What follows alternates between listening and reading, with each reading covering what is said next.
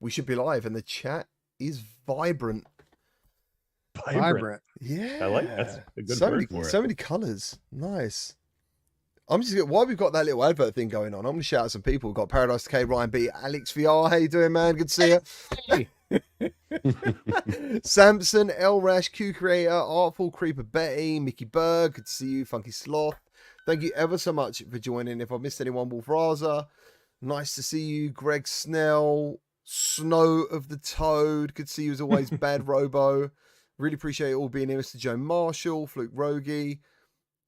Dude, do you know, as I said, I've said this before, I love that. I can go to any one of your shows and see all these guys there as well. Like, everyone is supporting each other, which is so cool. Community's amazing. The absolute yeah. best. We're so lucky.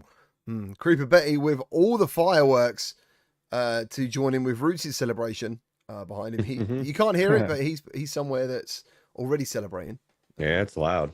Yeah, July 4th. So that's awesome. Yeah. That is awesome. Welcome everyone to episode, I think I said 14 last week, and I finally uploaded the audio episode of last week's today. So this is 15. Hello, how you doing? Welcome. Good to see you all. Alex VR is back from his journey. Yes, I was traveling 2 weeks of no CruCast. It hits me right in the feels. You know what I mean? Sucks. I can't believe you guys did it without me. You know, I thought like I was. Hold on, we canceled one I know. show. I know. I'm just kidding. We did. I'm just teasing. No, I love you guys, and I'm happy you continued to carry the torch, even though I wasn't able to show up. It was nice to pop into the chat for a second, but duty calls from time to time. Yeah, it's really hard to like run the show without the star. So I just wanted to know, there's a lot of pressure on us that you weren't here. That's all I needed. That's all I needed. True. I can sleep tonight now. Good lad. He's completely replaceable. I don't know. He's a fraud. Nice. So let's get some introductions going. How you doing, Eric from Q2C VR Gamer? How you doing, man? What's up, everybody? Good to be back. Feels like I've been a long time without doing a show or doing live. Feels weird. Do you want to tell everyone where you are at the moment? I'm in Mexico. I'm in Cancun. Like Mexico. I don't know if you could see. Like, Oh, there you can. Yeah, we can see it there. Right there. Mexico. Yeah, it's cool. Little vacation with the family. Me and my wife's 22nd year anniversary. Yo, Congratulations, congrats. man. That's Yeah. amazing. Yeah. She's a Yeah, saint. She's a saint, dude. Hell yeah, Right? you're not kidding. I can 100% admit that she's amazing, and it's not easy. She is amazing, dude. Shout up out with this stuff. Steph. Yeah, she's awesome. Mrs. Mash. Shout out, Steph. Happy anniversary, Steph. Heck yeah, Steph. We all love you. Happy anniversary. Beautiful. Next up, we've got Alex VR and Skiba from the Between Realities podcast. How you doing, boys? Yo, we're good, right, Skiva? We're good. We're doing great, man. Just got off a weekend where Tribe Grey Wolf came down from California to visit, and we hung out with Tribe and Kensei and some of the VR community, and we just had a blast all weekend and did a lot of VR stuff. It was awesome. There's two things. One, I liked that Alex checked in with his dad, that it was okay to say that you're both doing well. And then secondly, I saw a photo of Tribe with you, and he's like same size as you, I believe, roughly. So we went to this place called the Museum of Illusions, and there was this room that the floor is slanted, but you can't tell in a photo. So he was so stoked to say he was the same height. Oh no, I believe. Oh Yeah, he was not, but for that day he was. So we'll just pretend he is. that's it. As long as you maintain that world record, we're good. Next up, we've got Wes and Root from Virtual Strangers podcast. How you doing, boys? Good, sir. Glad to be back. Glad it's Monday. Ready to go. Hang out. Rootsy And baby. tomorrow, and we have tomorrow off, which is always amazing. I'm Oh, doing yeah, good. of course. Yeah. I'm creeping up on tier 4. I'm really excited, and Alex knows what I'm talking about. Everybody else is like, tier 4. What the hell are you talking about? I am. Are you going to share? Just What's tier Diablo 4? 4. It's that game is addictive. That the nightmare dungeons are amazing. I've just been grinding those, and I'm just wishing waiting for the day it comes to VR, because I literally would spend so much time in there in VR. And I think it could be done just from as is. Just put you in there, right? Just like a third person camera, just like you're just immersed and you can look around and stuff. Yeah, it's just like I mean, because the world is so beautiful and so amazing, right? Like that game is the production value, the just everything about it. Now I want it in VR. So I just Roots. I just feel like I should be saluting Roots as I'm watching him with the fireworks going off in the background. It's so Or my hand on triumphant. my heart. I'll tell you what, it's very patriotic and very colorful. I imagine what it would look like in the PSVR 2. oh Very, very, very vibrant. yeah, man. Nice.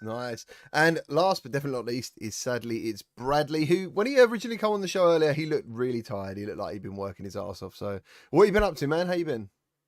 Yeah, I'm definitely, I have a lot of projects right now, and it's been a busy weekend. My main projects have been like messing with this thing, which is the Vario XR3. Oh yeah. Yes. Oh dude, I've used that. Yeah. Yeah, it's a very interesting headset. It's mostly just been AR experiments because that's kind of like the thing I think that it really has going for it more than anything else at this point in history. But yeah, it's been a lot of fun. Even though I'm running into constant errors in Unity trying to do stuff with it, and it's making me want to pull out all of my long hair strands. But we're good. Can you tell everyone how much that headset retails for? So it's like $8,000, I think, Oh, and it's then gone like down. yeah, it's and I think if you it's only sold to enterprise, of course. It's not a consumer headset. And you have to also pay like $100 a. There's some subscription just to own it, as well as paying that on top. So it's a $1,500 subscription for support. something like that. Yeah, I Yeah, can't remember. something But crazy. it's yeah, it's a just put it out of your mind, basically. Well, and you need a supercomputer just to use the damn thing, by the way. Yeah, it does. It does. It's funny because like how people hated the link boxes with the Vive, and like this has 2 link boxes because it needs to take 2 display ports and 2 USB. And like it's a wild headset, but it's fun to like mess around with for sure. Nice, dude. Nice. And so, does it need 2 GPUs, or is it like something that you can? No. Nope. I mean, I have a 4090, which is more than enough to handle it. But the reason why it like needs that much display port is it has 2 displays per eye, so like it has so much bandwidth that's needed that you can't even put that much bandwidth through a single display port cable. So yeah, it's interesting. Nice. That sounds exactly the sort of thing that you would be into, and it really does. Have you done the mixed reality thing or the AR thing where you can take the man apart and do all that crazy stuff? Yeah, I did that one. I did all the demos. But the first thing I kind of did to get it set up for is I got some early experiments figured out, but I've kind of built a way to where I can like go into a VR chat world and like turn it into a mixed reality experience. One example that I did last week was I went to a world where all you do is cut grass. Like you grab like shears and you cut grass. I was able to basically mask the grass to where it looked like inside of my room it's overgrown with tall grass, and I can cut it to be able to see my floor in my room and stuff. And that's mostly I've been working on, just trying to make it more consumer interesting, because what bothers me about mixed reality right now is a lot of the consumer examples there's not many consumer examples for mixed reality right now. So I'm just trying to think of fun little experiment clips to show off. You should make it like a room full of weed for Roots who just run off. I think he'd love that. He'd just love to be sitting there with like loads of weed just flying around and Nipping buds. That'd be sick. Yeah. I'd play drugs out of that. Are you kidding me? A lot of us here would. What virtual? We need What are you that in talking VR. about? Let's do this. Come on. There is someone in the chat I want to mention. The XR3 definitely a tad bit bigger than the big screen beyond, and I kind of do want to like touch on that a little bit. It's really weird, like, and I think it kind of feels the same way with the Pimax Crystal for me. It feels really weird going from a Beyond to something like the XR3 or Crystal, like in general. I don't want to say it ruined me, but like it feels like it feels like the entire world is just so much heavier when you go to something like that. And it's like, oh yeah, aspheric lenses sound so great on paper, but like I would take Pancake Lens's designs any day at this point in history for hardware. So I just wanted to touch on that. Does that make you super worried about the new Apple headset? Because all reports are that one of the biggest issues is that it's so heavy. So so when I say like, I think it's a part of like the center of gravity really has an effect. Like the Quest Pro, I've been using the Quest Pro a little bit last week too to do some other things, and I strap on like some dinky top straps to it, and when you get any Pancake Lens just close to your face, it doesn't feel that bad despite the weight. The problem with all these like aspheric or even Fresnel headsets is they feel so far away, and like there's a lot of settle time when you move your head a lot, and you just kind of it just really feels like going back from this is a really bad example, but when people got used to the Index or any LCD headset like the Quest 2, and then they went back to the HTC Vive, they look at the screen door effect like, I can't believe I use this with this kind of thing. I feel like it's very similar feeling where it's like you just get so used to center of gravity being nice, having things settle, which adds a little more interesting visual effects that's not talked about, and I want to talk about more another day. But yeah. Did you guys see that Carmack got a big screen beyond? Really? Nice. Yeah, he No. posted all of his thoughts on Twitter today, like multiple post thread. What's he say? What's his verdict? Yeah. I think he likes it. You know, he's like, yo, I really hope Meta can learn from this. You know, talking about how the perfect facial fit, you know, from the LiDAR scan that they basically require when you order one, prevents any light from getting in. Just the size and the weight is just amazing, and seems like he's into it. Yeah, I think there's definitely something to be said for where we are when people are trying to make consumer headsets to make them affordable, and then you've got something on the other end of the spectrum where they're like, it would be nice to be affordable, but let's just make something that we really want to make, and we'd love to see where it's going to be. And when I first saw big screen, I was like, no way is that like real. It was like a year ago or something. I saw it like a private. Is it Darshan? I saw his clip of some people using it, and I was just like, that looks like something out of Cyberpunk, dude. Like something out of anime. You know, like it's unreal. And now, Man, I gotta tell you, the thing that bothers me, and I probably said this before, but like big screen wants all this money for this headset, and it's cool. It's a cool piece of technology, but like big screen, the software has been around for like 8 years. I don't even know. It's like so old now, right?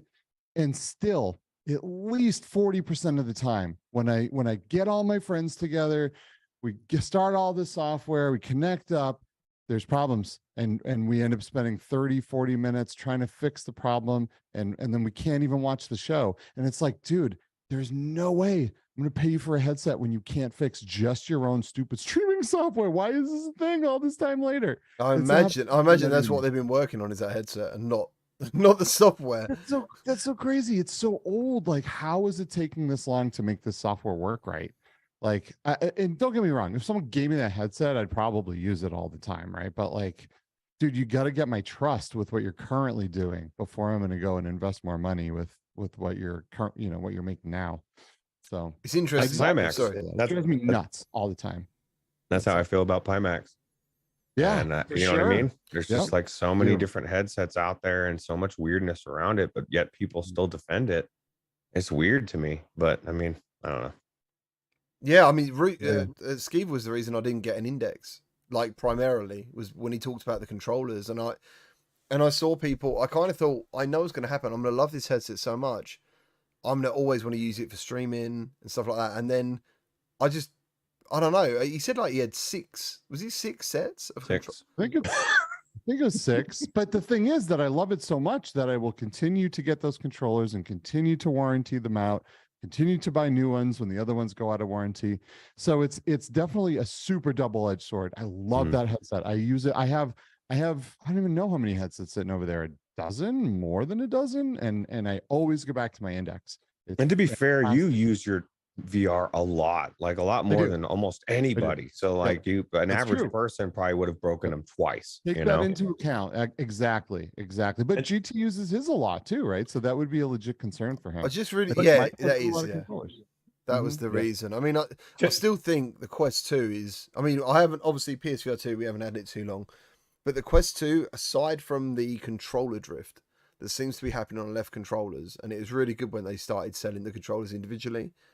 That headset is such a workhorse. Like I've dropped Solid. it, kicked it, thrown the controllers. I've smashed them so many times, and they do seem to just keep going. And the battery life of those controllers is just, I don't know how they did it really, because you get any other controller, dude, and it's like it's nowhere near as long. It's like 20-30%.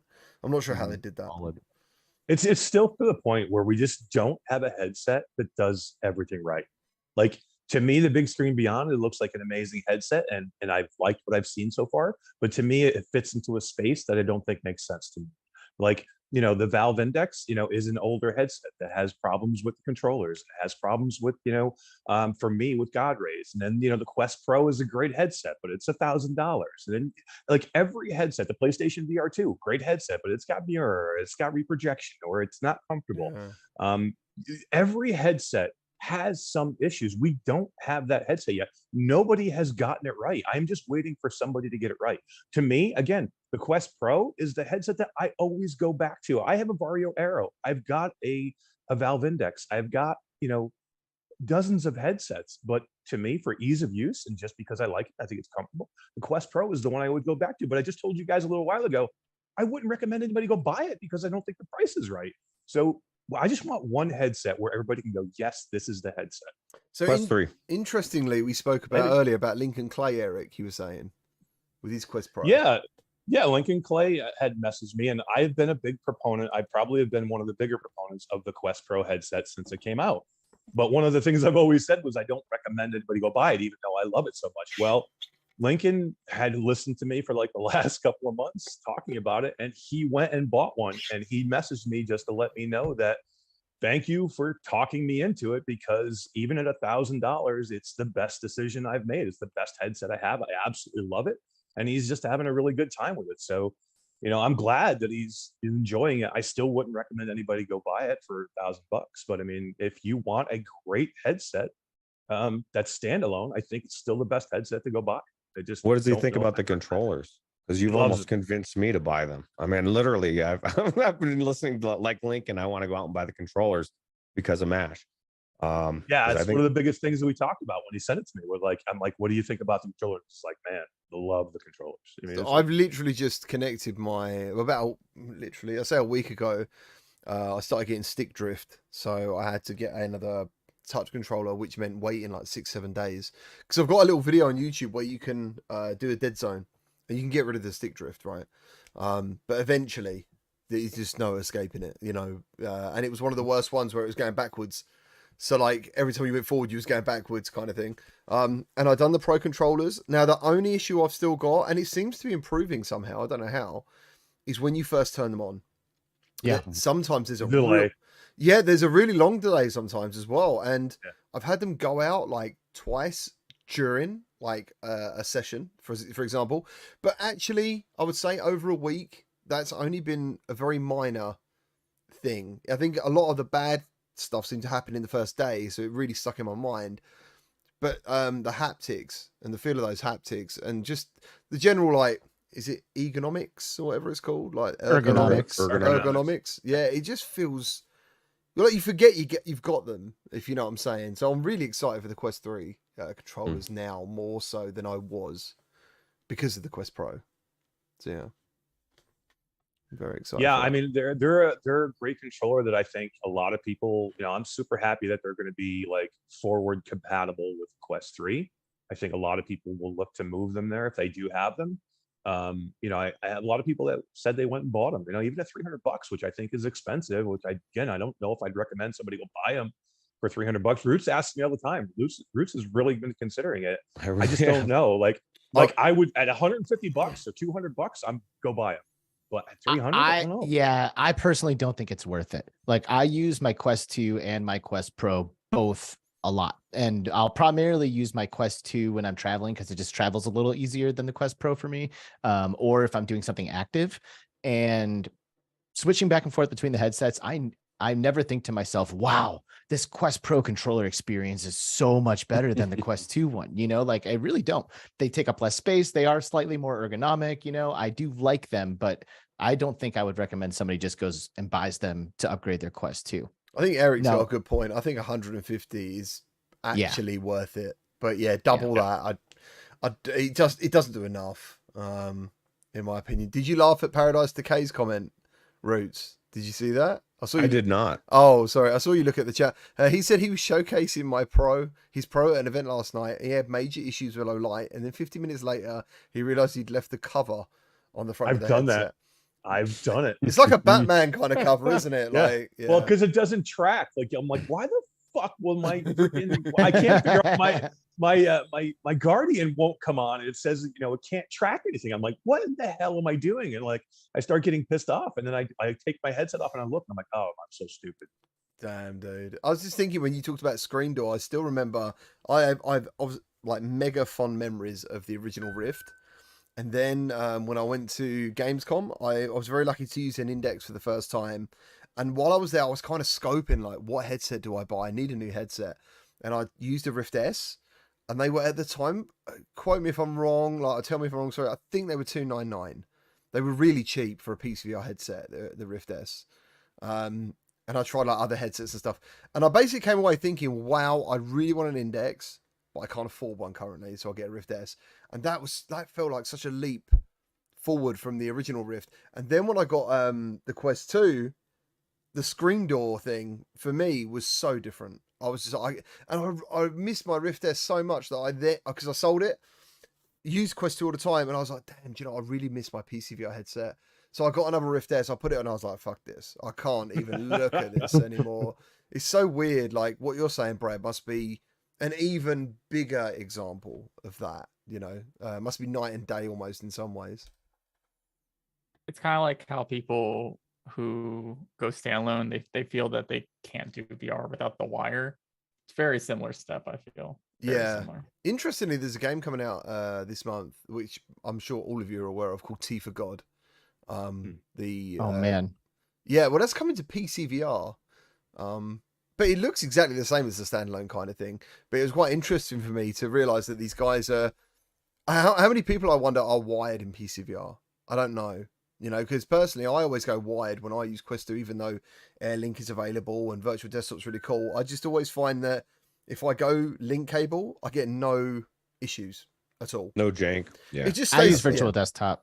Yeah. I'm going wireless. Yeah, it works too good for me to just not use it. It's so convenient. Like I can just fire up my Quest Pro, switch to my computer, bam, I'm in there, run a program. I'm in PC VR.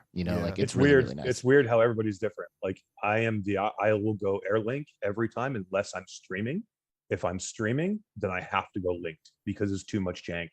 But I think that's a streaming issue, not a play issue. Now Wes can't even get AirLink to work at all. So it's like weird the way people like. I have zero issues with AirLink ever, really. Yeah, I never used to have issues with AirLink. Then I did have issues. Then I didn't, and kind of like I just haven't got time to deal with any issues personally. That's me. I don't want to find out if I'm having issues today. That's my thing. It's off and on. It's like one day it works, one day it doesn't. I got to a point where I got tired of trying to figure out, is it good today going to be a good day? Fuck it, I'm just going to connect it to my wire and it's going to be good regardless, right? Do you know what's got the most reliable Guardian in my experience out of all my headsets? It's my PSVR 2. We were just talking about this. Oh, really? Like I've said it one time and it just always remember, and it doesn't matter if I move a chair or I set a box down, it still recognizes where it's at and it always works. And I appreciate that. That's got see, and again, everyone different, right? Is the headset I have the most problems with my Guardian, but with the PlayStation, I expect everyone will, yes, because I have he has a big room with nothing sitting in it. on the when I'm not sitting on the ship, I'm in a green room and it's green everywhere, and it cannot figure out what's going on in this room. So I have to literally take a pile of boxes and throw them all over the room so the slam tracking can have lines to grab onto. If I forget, it's just not going to track. Every 2 seconds, the tracking is going to go out, and which means yeah. you have to redo your tracking every time, right? Because the boxes are now in different places. I would No. imagine it. No, the boxes. No, it doesn't matter because for some reason it sees the room and then it just has. I don't know if it just grabs the lines from the boxes that I throw everywhere. It's night and day difference from when I just trash my room with boxes and when I don't. And I don't have to redo the Guardian. It still sees the room. But works with the boxes all over the floor and it doesn't without them. But it's funny because the Quest, the Rift S, every other inside out headset I have, it doesn't care about all the green. It's able to use the green tape lines I have on the walls and the corners and stuff. It's only the PSVR 2, but I would imagine that with time that will probably get better. But I don't really expect it to work in a room like this because this is insane. It's just green. Well, why do the other ones work? That's the question. Like, why? That's kind of weird, right? Why? What's different in the PSVR 2 that where it wouldn't recognize what's going on with the green? Well, I mean, They must know there's something up though, because they have that thing that you can actually change your TV. So if you're standing in front of a TV, you can put something on that will put the X's and O's all over your TV to help you with tracking. So do you know whatever those X and O's are, I'd get that printed as fucking wallpaper, Skeever. Yeah, just put it everywhere, dude, and then you got no problems. Yeah. So while we're still on the topic of headsets and hardware, I feel like this is probably a Brad question. I had the Quest Pro, right? A lot of us, well, not a lot of us, a handful of us have it and use it regularly. Quest 3 is around the corner. Like, for what reason, based on your knowledge of the headset, like, should I be using a Quest 3 instead of a Quest Pro? I think the only reason people should get a Quest Pro is if they actually care about eye and face tracking, and that's literally it. But like the specs of the Quest 3 are just gonna beat everything on the Quest Pro currently. I just think I'm actually like the most exciting thing about the Quest 3, like other than like the chip, is the fact that you can like mod it the way you want, like the Quest 2. I think that's like a really important aspect of the headset. Like, I mean, I bet you if you all pulled out your Quest 2s, they would all look quite different from each other, and it's because you all have different heads and stuff.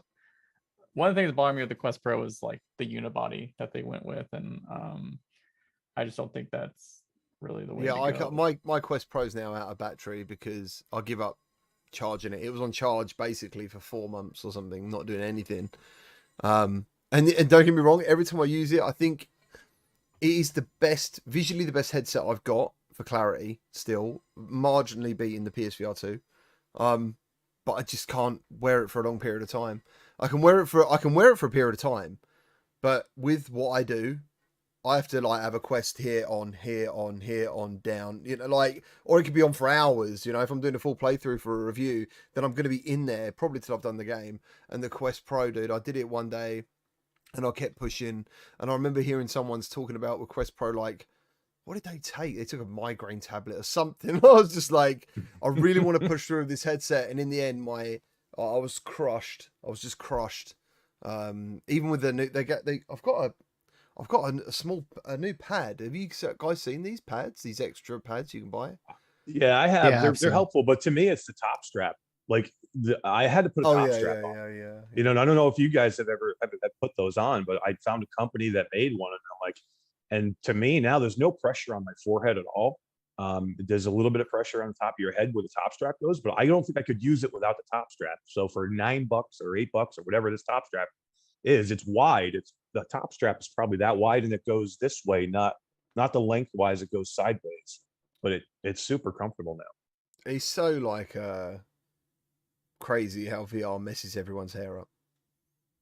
I hate that it does. That's the one place I don't have to worry. So happy.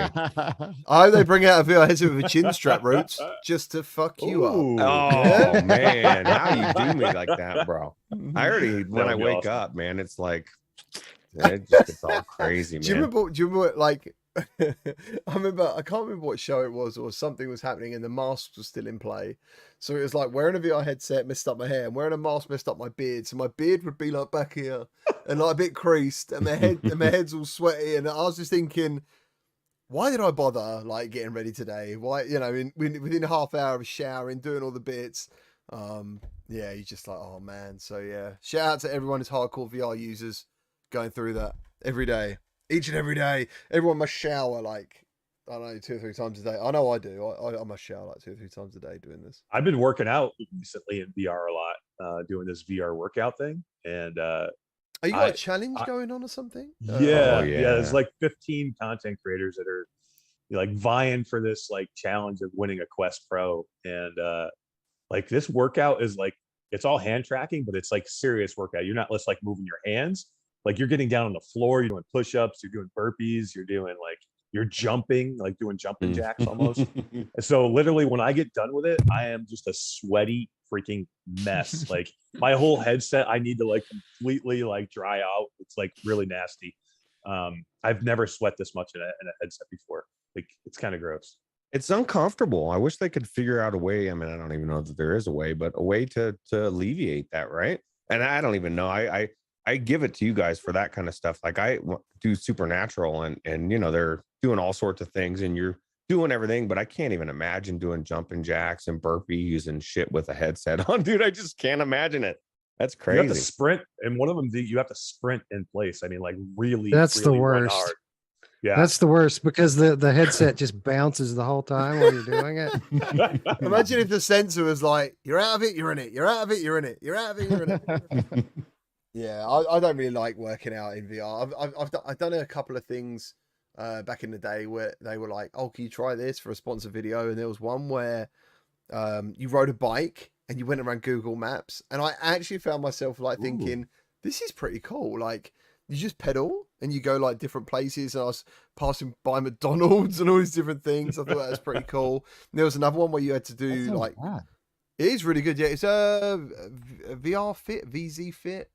Yeah. Oh yeah. Oh yeah. Something like that. Yeah, it was really cool, man. Like it's Google Maps. Like you pick an area and then you just ride, and it moves along. And that's the only thing I think out of everything I've done that I actually found, aside from boxing games like Thrill of the Fight and Creed, which aren't necessarily trying to hit you with being fitness apps, is the only one that I actually found interesting enough that I was like, I'm gonna want to wear a headset in this because I want to just see what's going on in different places. So yeah, that was pretty cool. I think Supernatural, outside of the price, $20 a month, is just kind of is really the environments, and then the music, because it's legit music from all sorts of genres, and actual trainers. I just feel like it's really cool. I like it. Is it not I mean, $12 a month? I think it's $19.99. I think. Damn, it's it was 20 12 when bucks. it launched. Yeah, I Or mean, maybe it's 12 if you get it for a year, like you get the annual pass. yeah, if you get the annual, it's probably cheaper for sure. And but I think it's worth it. For me, it's been getting me moving. So Nice. Mark Smith, when we was talking about the hair, he said he calls it VR sexy hair. oh, I like Nice. that. I like that. I do like it. That angle he has on it when he sees himself in the mirror. He's like, this hair's not shit. It's sexy. No one's doing this look out here. You know. Hey Mash, did you try to put your wife into a something into VR right after you get out of one of those workouts? See how that goes. That's like the worst. Well, Yeah. That's not good for anybody. Have you filmed yourself doing these workouts at all? Like, what do you look like on the outside? Because I imagine like, I took pictures of like myself afterwards just to see how sweaty I was, and like I had sweated completely through my shirt. I had a gray shirt on, and it was just black at certain spots with sweat. I mean, like I've never worked out like this much in VR. Like I've done Supernatural, I've done Beat Saber, and all the other ones. I mean, this is a true like workout. Like I was like ready to die. Like, well, and to be fair, like Supernatural and Beat Saber, in my opinion, become way more intense workouts as you get better at them. Like Right. Expert Plus, like if I'm just like chilling on Expert, I could like not even break a sweat, just like chilling, cruising through it, no problem. But once you get to Expert Plus, I'm forced to move like twice as fast, and that's really what gets my heart rate up, and that's what gets me sweating. That's Well, you know true. what this one is too is the up and down. Like you're at one point you have to get down like a crunch position, like you're doing crunches, and then you have to like work out down on the floor, and then all of a sudden it's like get up into a squat position, and then you got to do squats, and then you have to stand up straight, and you have to jump for like how long, and then you have to sprint, like Wes said. So it's like It's the movement of up and down that you're constantly doing that. And it puts you in a push-up position where you have to like it's like, so I've never seen a workout where you actually have to physically, like towards the end of the workout, I'm like, I don't want to get up off the floor again. It is, So, like, it is no joke, dude. It's no joke. And for the record, everybody, the game uses hand tracking, so you don't have to worry about like dangling controllers or anything like that. You can just literally just hit the deck while you're wearing the headset, and it's all good. But the very first time I ever did this was at AWE last year when I was like getting ready to interview Alex, the guy who's, I think he's the CEO of VR Workout, and he's like, all right, well, you're going to do it first, right? And I'm like, yeah, sure. So Skiva sets up to film me. And 3 minutes into this, I'm like, oh shit.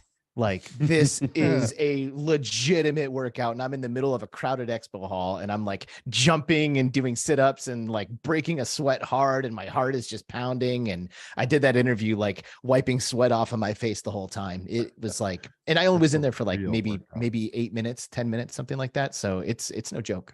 I think it's the most hardcore of any VR workout program. It destroys me. I can't even do it. It's too much for me getting down and out, like on and off the floor really fast. I just can't. But the hand tracking, the aesthetics, the mixed reality mode, being able to see everything around you if you play it in that way. I think it's the best and the most hardcore if you really want to sweat and it's definitely it's a work. And it's there's free a too, YouTube right? player in there. Yeah, it's free. And it's Anyone free. can use it. And Yeah. there's a YouTube player integrated into it. So you can like play whatever music you want, you know. Nice. Roots, Oh, you had me at free. We need you That's to press awesome. the button, dude. We need you to press the button in a minute. We've got, you know who else likes to jump into another person's sweat, followed closely by Artful with, you know who else likes to go up and down. My mom. Oh yeah, she does. She does. And then Kino Dude says my favorite quote, yeah, she does, from Roots. Give You know, the people what they want. Root says it with like such like a sultry. Oh, yeah. It's just like, yeah, she does. Yeah, it's like he's got so much experience. You gotta make Yeah, a he drop does. just Oh. for yeah, she does. I So know, you don't I've have to thought about that. Actually say it anymore. I want the Yeah, real that's one. true. I want the real No, one that's every true. time. Nice. Oh, Roots, I was going to say to you before I forget, I'm playing a game which I don't think is like Diablo. I don't know, and it's the first RTS I've ever played, and it's called Aliens: Dark Descent. I've actually saw that, and I thought at first I was thinking it was a multiplayer. And I Yeah, thought, so oh did my I. God, dude. And then so we were all set to pick this up, and then I said, oh shit, it's RTS. I've read it's really good, right? Like that, it's like scary too. So I want to I take have you not- through the motions quickly. That the last game I played like this was like Syndicate and Cannon Fodder on the Amiga, because my friend, I was like, this game looks really cool. I love the Aliens universe, and I had to like point a line and then press a button for everyone to move, and I thought, what the shit is this? Like, why can't I just move the players on my own, like normal joysticks? But I absolutely love it. Like, I absolutely love it. You got to deal with like their mental health. You got to pull them out before they go a bit crazy. You got to weld doors to keep them away from the aliens so they can rest. Like, And it's such oh, a simple concept, right? In a sense, and that's why games like that work. Is there's so much going on, and there's so many things to get invested in, and like you said, you're trying to keep the mental health up, and this and that, and Yeah, it it's cool. draws you in, and it It makes you re- think about it. You know? yeah, it's been crazy. It kind of wanted me to like think about. So I was speaking to Mike, and I said to him, he was the one who got me into it, and Beardo, and I was like, is there anything like this in VR? And they said, like Mike mentioned a couple of games that I can't remember now on Go, but apparently Brass Tactics is kind of a similar game. Like, I've never played Brass Tactics. Isn't that what you're an good. expert in, Brad? Isn't that what the one he did, or no? Was No, that it's something else? a No. different one. Okay. What was your Yeah, one, Brass Brad? Tactics was cool. Mine was called Final Assault. Final yeah, Final Assault. Assault. Yeah. Yeah. Did you play their newest game, Brad? The dinosaur one? No, I did not. Hunt. Yeah, Primal Hunt. Primal Was it- Hunt. That was it. Yeah. Primal Hunt. Yeah, that was. You know what I I've been doing, played? Oh, go ahead. A game, and it's good. game. And What we game? haven't mentioned it yet. Go on. Synapse. I was gonna. We need to talk about I know. Synapse. We need to Well, hold on. fucking talk about Synapse. Let's go.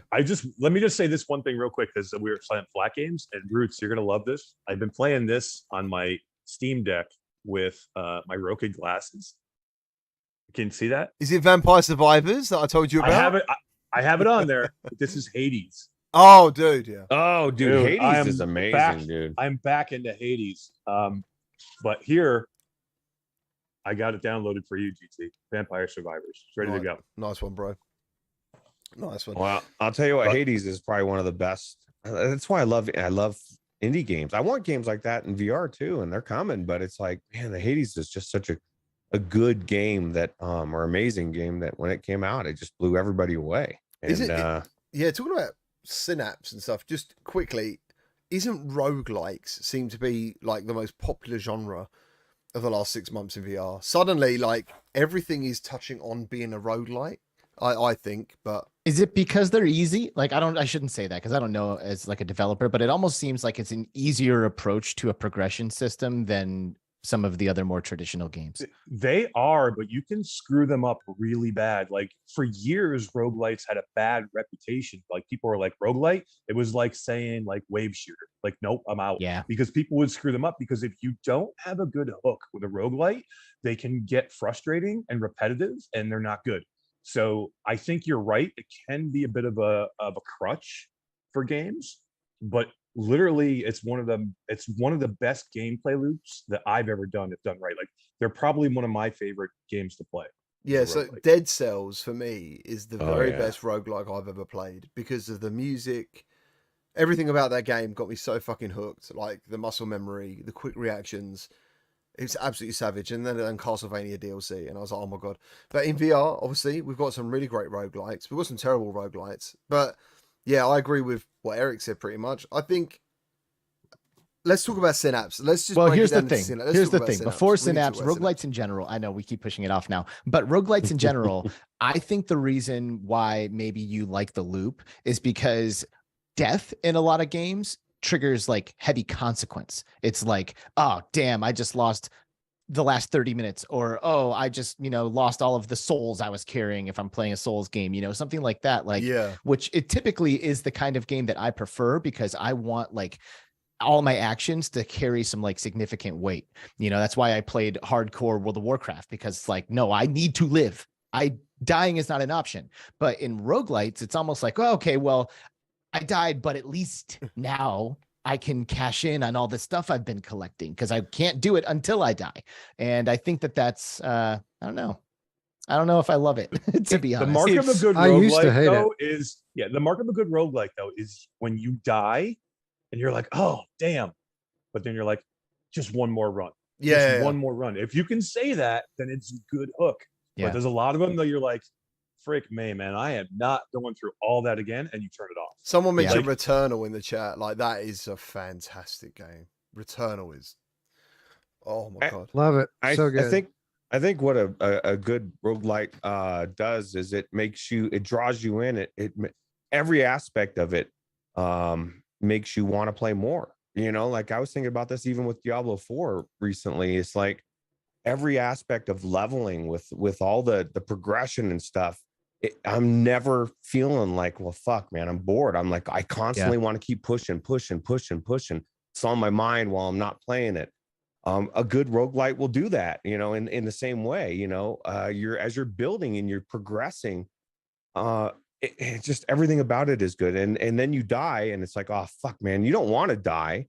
But then you're like, oh shit, I can get these different skills, and you get them. And then you're like, well, like Mash said, well, I'll just run one more. And now I got these new skills. And so now it's drawing you back in again. Mm-hmm. And so like, it's just a really, really good gameplay loop.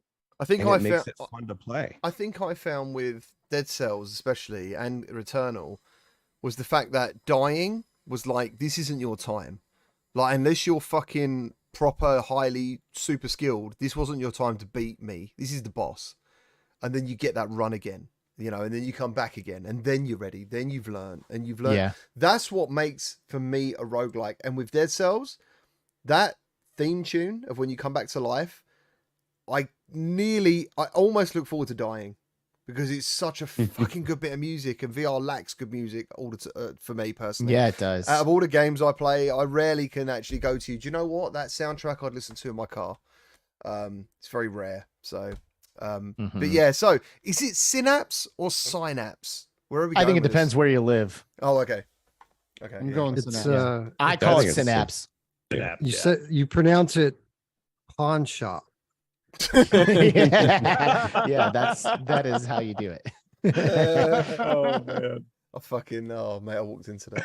That was Yeah, that's good. That was But yes, I played this game and it is so sick. Like it is so sick. I remember Skiva telling me before I had a chance to play it, he's like, dude, holy crap, this is the closest I've ever felt to having superpowers. And after I Yeah. played it, I completely agree. And I really honestly believe that it is primarily because of how well they have integrated hand tracking into the gameplay.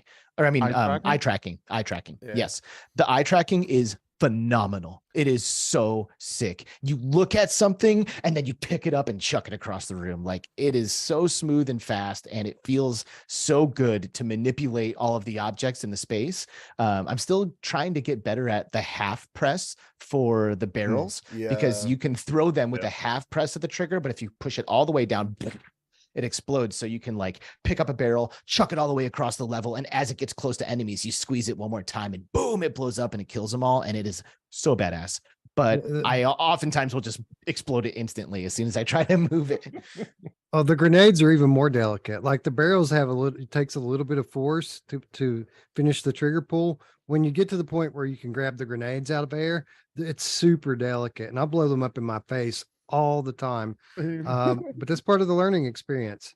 But with regard to Synapse and the gameplay loop, have you ever experienced, and this is a legitimate question, it's not rhetorical, have you ever experienced another game that kind of captures the essence of what it is like to play in VR versus a flat game? This is a game that, with a lot of games, you could see them kind of being adapted to a traditional format and how they could kind of work.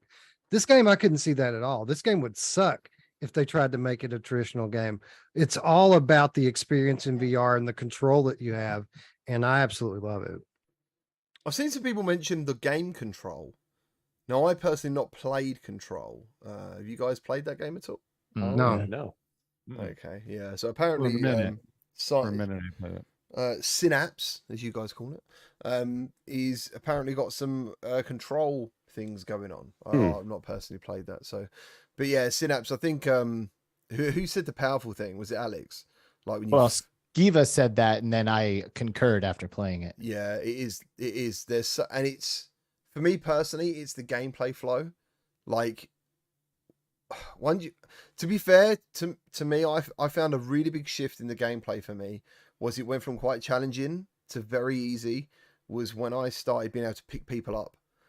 That's when it went a bit game over for me. Did you use there's an exploit, or there was an exploit or a bug, because there's a buff, and I almost hesitate to say this because I know people are going to take advantage of it as soon as I mention it. But there's a buff that you can get where if you grab one of the enemies and you hold them, then all of the other enemies will attack them for a few seconds. But apparently for some people that goes on indefinitely, and they just keep attacking them. So did you use that or experience that at all? Would it? So, but are you saying the person that you grab, because they get encased in like a gold or lines, Right. do they Right. not die then? Is that what you're saying? Or do you mean the power's indefinite? Because surely all the things you unlock are indefinite if you pay for them as you go. There's a certain mind hack that you can unlock. Yeah. That while you're holding an enemy, Yeah. all of the other enemies will attack that enemy instead of you. Yeah. That's only supposed to last for like 3 seconds or something like that. Oh. And then they're supposed to start attacking you.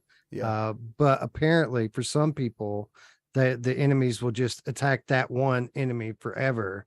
And I've heard that some people were exploiting that to kind of make the game easier. So I'll be absolutely honest. I play that game so fucking fast that I wouldn't even notice. Like literally, I'm not even looking. As soon as I throw it, like, you know, the ones that fly, they're the ones that I would ideally grab, put up. Well, the big guy, at least there's 2 of them. He would aim there. I would take out the guy who's obviously shooting the one up in the air. Did it go on longer than 3 seconds?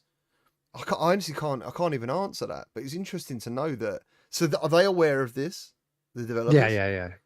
Cool. Yeah. But yeah, we're going back to that. It really does make you feel like you've got superpowers, and the flow is incredible. It feels so good. It does feel amazing to play. Your left hand is all about manipulating objects and grabbing stuff, and then your right hand is a gun. So you're just like firing and. But that's where the picking eye up tracking objects. makes this so smooth. Yes. Like you were saying, because when you go to grab something, suddenly there's no mistaking. Almost, I would say there might have been a couple of times, maybe where I went boss-eyed or something, but it's like a 90% chance or more that whatever you're looking at, you will be grabbing that. And in a game where everything's trying to flow, like in my mind, I go into the thing, I'm like, right, I've got two guys there, a guy up there, I've got a drum right in front of me, and this is where the black and white background goes in with everything else that's coloured, that you kind of think, right, I've got to play. And it always works out because of the eye tracking. And to your point, this is why it is only possible in VR, because if you're doing this on a flat screen with any input method, mouse and keyboard or a controller or whatever, you can really only target one thing at a time. I'd argue it's only possible in PSVR 2. Well, yes, because the eye tracking is so crucial. Like I can look at an object and pick it up while firing a weapon at my 45 degree over here and chuck that item while I'm still shooting over this way. That is only possible in VR. There's no way you could pull that off. You even mentioned the thing earlier, like the fact that you only half press a trigger. That's a PSVR 2 only thing as well. I'm pretty sure like that would, because you can feel the tension. It won't work. No, you could do it, but with PSVR 2, they give you tension on the trigger. Yeah. To make you aware that you're about to pass a point that is a full grip almost, or a full pull. Totally. If you didn't, you'd have to use multiple. You'd have to use multiple buttons. I don't think we'll see it. I don't think so either. Just because it would be just way it would lose too much, and it's like such a special thing, like everything that works. Because you could target things with the joystick, and you could also have them like one grip being the, throwing it, and one grip blowing it up. Or something, or some kind of combination, or holding a grip and hitting X or something. But I mean, it wouldn't be the same. You grab things with the trigger, and then you would explode them by the grip button. Right. Just a full grip. You could do it, but it wouldn't be as seamless, because the whole thing that makes this experience so special is that it's so fast paced, and you zone into it. It's the controls are so well done and intuitive that you don't think about it. You just go, and it's blistering fast, and there's just so many different enemies, and like literally you'll go through 50 enemies in a 3-minute like level and just destroy them. The feeling that it gives, I haven't experienced in anything else, and that's why I think it's a special game. I've been playing games since the Atari 2600. I've played every console, all of them. And I don't know that I have ever felt so powerful and like such a sick badass than I do in this game. This game, like I couldn't stop playing it because it was almost like addicting, the feeling that it gave you of just ultimate control and power. And like you just imagine, like I dreamed that night of like, if I had telekinesis and I was just a bad person, like it would be like, it would be over for this whole world, man. Like it was just one of the coolest things I may have ever experienced in VR because of that feeling of ultimate power. Like when you grab the barrel, part of it is like, you feel like you're grabbing it and then you're just squeezing it until it explodes. And that's why it's so important to have it on the same controller. Like the other thing I really thought of when I was playing this game is if you took those mechanics and you put that into a Star Wars game where where that was the Force, forget it, man. That game is going to sell like that. It might lift VR by itself. It would be so sick, right? I don't know if anyone's seen my review here, but I think because the game was so amazing, it gave me so many great feelings. Like, as you just said, when you stand on a platform and then you go like that with your hand and you move with the platform, or just everything about it. It was the, I guess, ultimately the lack of enemy variety that actually killed it for me. And the fact there wasn't that boss that, sure, he would kick my ass once, and then the second time I would win. And then, and I don't want to add too many spoilers, but it just feels like the end came far, far too soon. And I never found that point of what we were talking about earlier in other games, that Dead Cells moment, that Returnal moment. I never got that. I never got that. I never got, and I think I feel you. And I think that was because the game is so annoying, because it's definitely a game you want everyone to play. And I think the worst thing they could ever do is release a demo of it. That's like, because Yeah. like that demo we had access to, everyone, I'm sure some of you guys had it as well. Everyone was like, are they going to release this demo? Are they going to release this demo? And once I played the game, I was like, dude, if they release the demo, it wouldn't be a good thing. Yeah, So- I mean, This reminds so- me a lot about Fract. Like I remember feeling the same way when I played Fract. Like Fract was Yeah. one of my favorite games on PlayStation VR1 that I played, and I had a lot of fun with the game. And my only gripe with it was when it was over, I didn't want it to be over.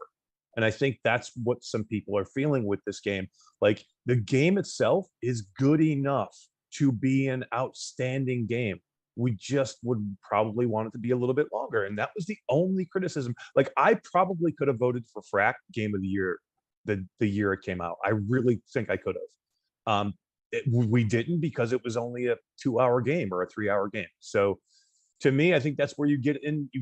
If a game is good enough to where you say, I don't want it to be over because it's that good, the question is then, do you penalize that game because of the length of it? I think we're all in agreement that this is an amazing game. It's just basically, how long is the game and how much But we're enjoyment did you not. have for the time But you're we're in it? not, because so I am not as good of a gamer as Gamertag. I will tell you right now.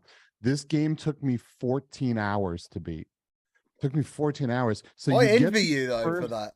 I would love Yeah, to I have mean, had that time. But it was kind of frustrating too, right? Because so the way this game works is you go through the game and the credits roll pretty fast, but each time you beat the game, you have to beat the game 3 times in a row, and the skill level increases every time you beat it.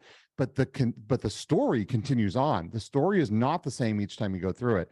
It's completely different, and like you are advancing in the story, and you're finding out all this new stuff, and you're like, oh no way! It like blew my mind how the story turned. By the very last playthrough, like I had to go through this level for like maybe 5-6 hours, and I would get to the very last level every time, or the second to last level, and I would die, and then I got to start all the way over from the beginning, right, to get all the way back up to the point where it would kick my butt, right? So by 14 hours in, I finally beat it, and I have never like audibly yelled when beating a game. I was so excited that I finally passed it and on the hardest skill level, and that part was so hard for me, and I actually screamed. I was like, woo! Do you know what? If for some reason In Dreams decided to say, hey, Gaming Tag, could you play test this game and mock review it, I would have said, remove the fucking credits. Remove those credits, because that gave me a real ending feeling. And I know it's like this is spoilers, really. It is spoilers, but well, let's avoid them. We don't need to go too into spoilers. It's so annoying because it's such a great game. It really is a great game. So I'm not annoyed. Now, I'm not done with it, okay? But I am a huge fan of good gameplay mechanics. Like that to me is the most important aspect. That's why I love Rocket League. Like some people might say, like Rocket League, you're just doing the exact same thing in the exact same place over and over and over again. But those mechanics are so damn good that I will happily play that game for the rest of my life.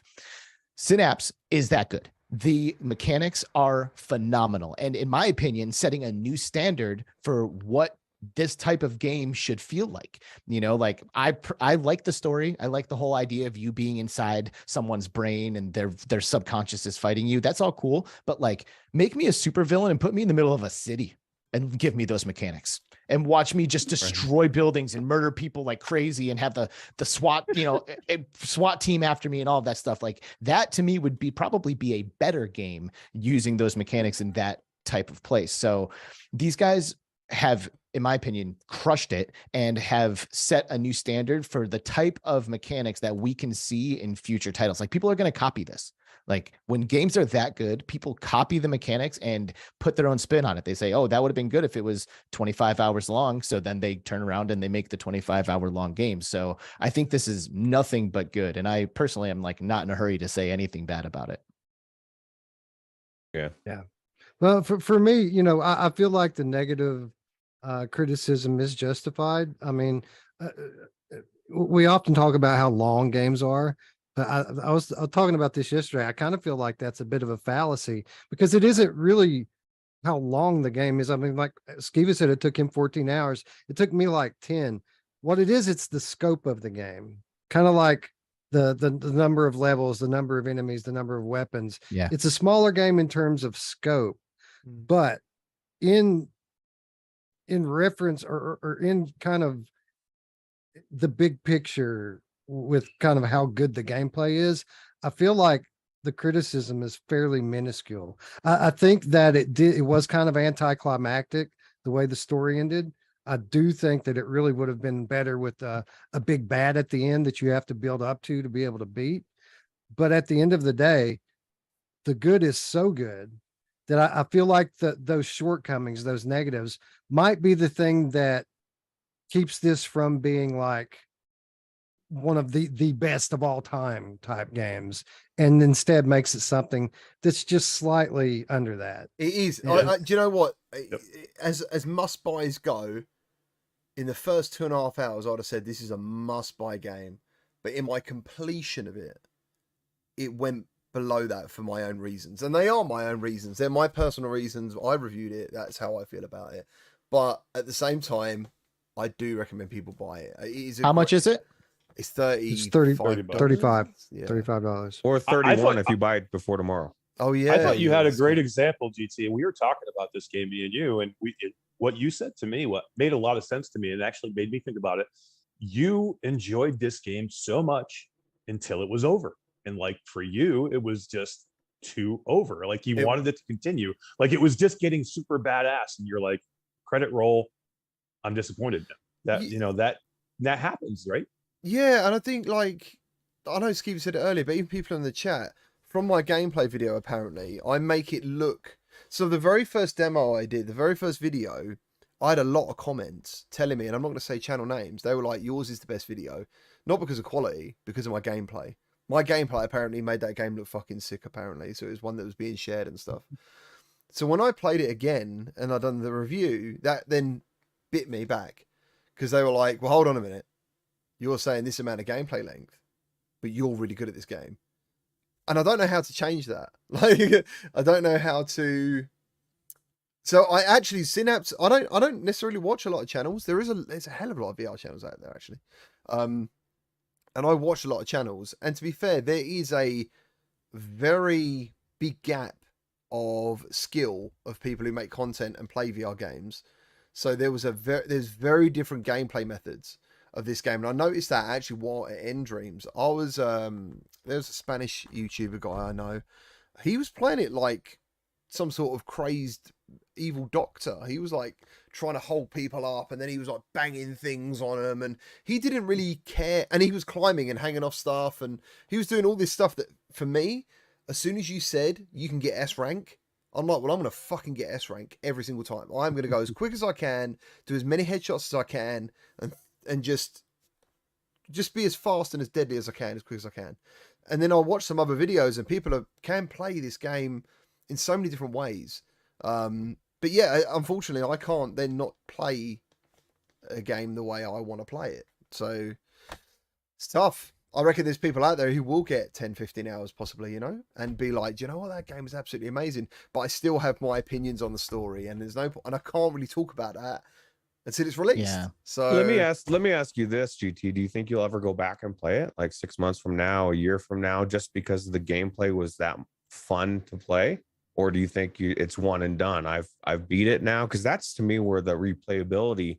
This game is the type of game that I don't think I could ever not like go back into it, even if I beat it 6 months from now, 3 months from now, a week from now. Wes is getting ready to probably stream it tomorrow, and he's already beat the game. So tomorrow I want to stream it, and that is the driver for this. And I'm going to erase my save game. I'm going to go in brand new game, erase the save game, start again, because at the point I'm at, that's the thing. In 5 hours, I've only got 2 perks left to unlock. Like I have done all the skill trees. That's me. That's where I'm at too. I have 2 left. Yeah, 2 left, and they're probably like stupidly hard. But the problem is, I don't need them. That's the other problem. I don't need them to get any further in the game. No, Right. you only need to progress it about halfway, I feel like, to have everything you need to beat the game. And that was kind of goes back to where's that big bad that makes me need to do the whole thing, right? Yeah, exactly that. Exactly. I think Eric put it really well earlier when he basically said, I can't remember how he put it, but it was like you do all these things to achieve something, like get that big boss, get that, and it never happened for me. It happened once, really early on, and then I was just like, that moment's gone, and then obviously the credits rolled, and I was just like, oh, you fuckers, you've just like literally uppercutted me twice. Yeah, I mean, I just want to reiterate, for me, it really is about the expression of the gameplay. Like, it Yes. feels amazing. You feel Yeah. like a badass while you're That doing was- this. And the eye tracking is phenomenal. It is definitely the best implemented eye tracking I've ever seen in a game. And like, honestly, it makes me want Brad to go and play it, because like right now, all of like the eye tracking, that like the real value in eye tracking is social. It's like being able to look at people and like, Yeah. like have like conversations. But this is a gameplay mechanic that's really utilizing eye tracking well. And I'd be interested to see what Brad thinks about it, because he's, doesn't play every game, but he does appreciate when technology does something right. And I think that they've done this right. So I don't know, Brad, what do you think? Would you run through it at all? Yeah, I'm kind of curious, because I think we actually had a show recently where a few of you didn't really think eye tracking was that interesting. Do you guys feel any difference? I'm really gutted the Quest 3 won't have eye tracking now. The more these get, especially Synapse, well, I'm not sure, Pawn Shop, it's fucking, I love it, dude. I really love it. And I think with the Quest Pro, I loved it because it was social. And now I'm gaming with this technology now. Yeah. I think you should try it, dude. It's huge. I think it's huge for performance, for mechanics. I think everything about it is right on. Meta scares me with eye tracking, but a lot of companies will. It's very, very valuable data, and you could very much misuse eye tracking. But for this, if you pretend none of that exists and you just put someone in Synapse, oh my God, man. Like, you're going to get it. You're just going to get it. This game is so phenomenal. For me, I would buy a PS5 and a PSVR 2 just to play Synapse. That's the thing. Yeah. That's the only reason this conversation is going as long as I think as it is because I don't think anyone here can say it's not a fantastic game. It's a unicorn. There's nothing else like it. Like every other game we review week after week, we have comparisons that we can draw to other games. This one's it's by itself. There's nothing else like this in VR, and it's not very often that we can say that. And that's why I think you won't see it on another platform. Because think about it this way: if you took this game and this game came out on the PlayStation VR 1, this would be fracked. This would be fracked. It would be that game, and it wouldn't be as good. So to me, that's why I don't think we'll see it on another level. And like I think a lot of this game is the control with the eyes. And I think it was me, Brad, who actually said that, like, for me, eye tracking is what it can do for me graphically. I don't really, because we haven't seen anything, with foveated rendering. So we haven't really seen it used well enough in any other gaming way. So I think this is the first gaming use of eye tracking where I've been awed by it. Agreed. That's why. Yeah. So play it before next week, Brad, so we can get your thoughts.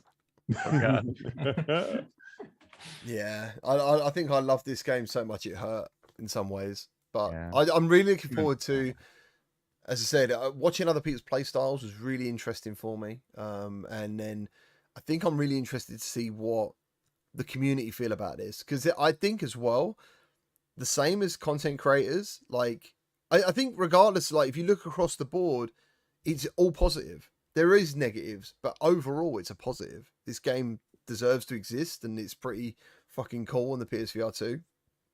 But I think what's going to happen when the community get it, there's going to be, I don't know how to put this, the GTs, there's going to be the Skeevers, there's going to be the Wezzes, there's going to be all these different play types, and fucking hell, I don't know how that's going to handle it on Reddit, because you're going to have someone like me going on there going, yeah, and then you're going to have the Skeevers going, what are you talking about, dude? I've been playing it for like 2 days. I'm fucking, and I think there's going to be that happening. And I hope it does, because this conversation, but yeah, I still again, I love my PSVR 2 for this. You know, I'm so grateful we've got this. So yeah, it's good.